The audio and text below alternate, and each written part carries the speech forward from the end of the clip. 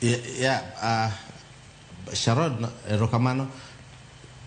Wach mar Martha Koome ok gima buogo ahinya.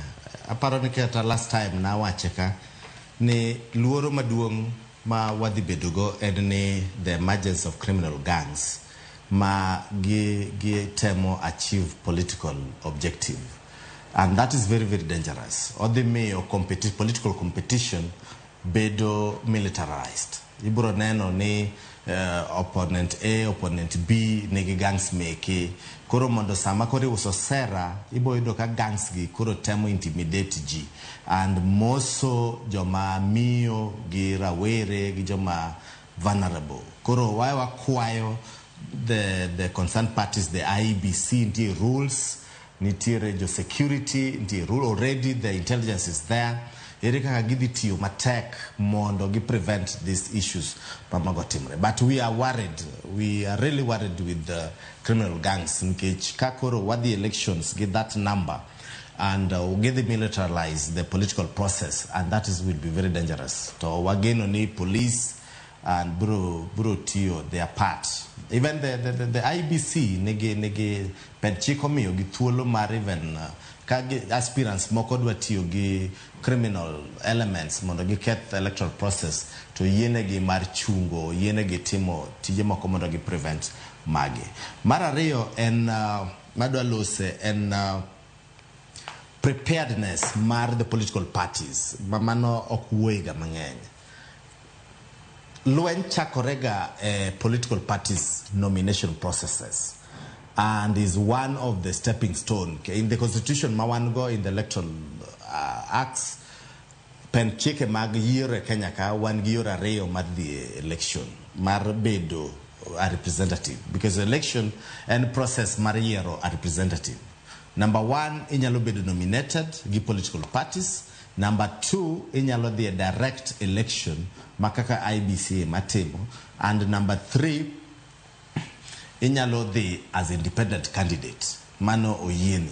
But ng'enyne largely 90% mag representation ma Kenya ka bedo through the popular votes, and therefore the popular votes, political parties and play a very, very big role in ensuring the candidates obedo vetted or the process obedo transparent and jo penyo mithuolo martimo nomination. To pod sani wabotemo go koko kendo wabroketo rameny ne political parties bende, because choncha nok megi pesa from the exchequer. To sani political parties gain cash billions of shillings from the exchequer, and therefore gibed sani gibed accountable to the electorate, gibed accountable to the taxpayers.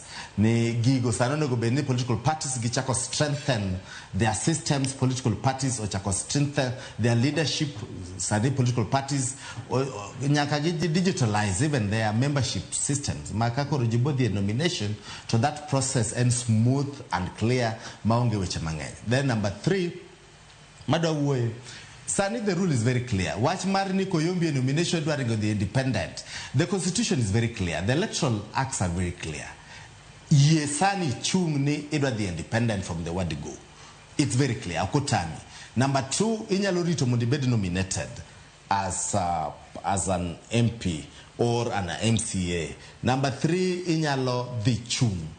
To watch Marni jo mao chung more me mabedo nominated, watch jo mo chung more me machaki mano should not be happening in Kenya, because mano oketho the very basic tenets mag democracy, especially towards electoral processes, because it's very clear kidwa chung independent tuko kasani nyamita kaka utegne party ko all gibete party to chaka bete dependent yan wang ni constituency na another independent okuno rito ni ko sere mi party flop korko de kocha mago be keloga confusions mangany be mano be ketho the very, very basic foundation of our political democracy. Mama ko bedo gi political prostitutes makoro the ideals of political idealism koro bedo motegno to as Jamita rightly put it ne IBC nominations by elections made the team is a litmus test. ne very many sectors of electoral ecosystem. One gi security, one gi IBC, one gi judiciary. Judiciary ene kaka gibedo prepared mondo ka cases owuok e weche mag election to gi the fast track gi pio pio. Koro it is a wait and see, and gimwata matimo pio pio jo IBC